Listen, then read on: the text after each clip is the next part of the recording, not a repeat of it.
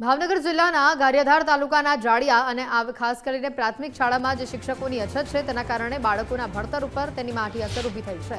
શાળામાં ધોરણ 1 થી 8માં કુલ 175 બાળકો અભ્યાસ કરે છે, પરંતુ છેલ્લા 4 વર્ષથી માત્ર 4 જ શિક્ષકો અહીંયા ફરજ બજાવી રહ્યા છે, જેમાં પણ હાલ 2 શિક્ષકો રજા પર હોવાથી 2 જ શિક્ષકોના ભરોસે આખી શાળા ચાલે છે। અનેકવાર રજૂઆતો કરવા છતાં પણ તંત્ર દ્વારા કાયમી શિક્ષકોની નિયુક્તિ ન કરાતા વિરોધ કરવામાં આવ્યો છે। રોષે ભરાયેલા વાલીઓ અને માસૂમ બાળકોએ તંત્રને સદબુદ્ધિ મળે તેના માટે શાળા પરિસરની અંદર હવન યોજ્યું અને વહેલી તકે કાયમી શિક્ષકો મૂકવાની પ્રબળ માંગ કરી છે।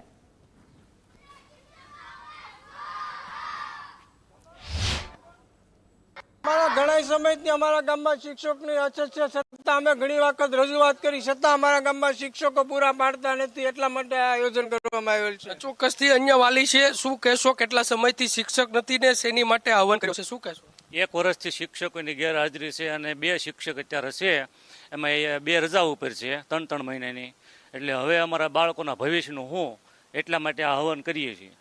અને હવે આગામી સમયમાં જો આ કઈ ધ્યાન તંત્ર નહીં આપે તો અમે શાળા તાળાબંધી કરશું। અસર જોવા મળી રહી છે અત્યારે ભણતર હાવ કથળી ગયું છે અને કોઈને કંઈ આવડતું નથી, કોઈ શિક્ષકો નથી, કોઈ ભણાવતું નથી, 2 સી એની કામગીરીમાં હોય છે, વહીવટીમાં। તો હવે આગળનું હું એટલા માટે આ કાર્યક્રમ કર્યો છે। મેં લગભગ વર્ષ દિવસથી જોઈ છે કે આના શિક્ષક એક આવે તે એક વૈયા જાય, બીજા લાવી તે બીજા વૈયા જાય, બરોબર। કોઈ શિક્ષક અહીંયા ટકતા નથી, કોઈ ભણાવે નહીં, પછી ક્લાસમાં કોઈ હોય નહીં, એકલા બેસવાનું, લેશન ન આપે કોઈ, ભણવામાં પણ નહીં, સ્માર્ટ બોર્ડમાં ભણવાનું।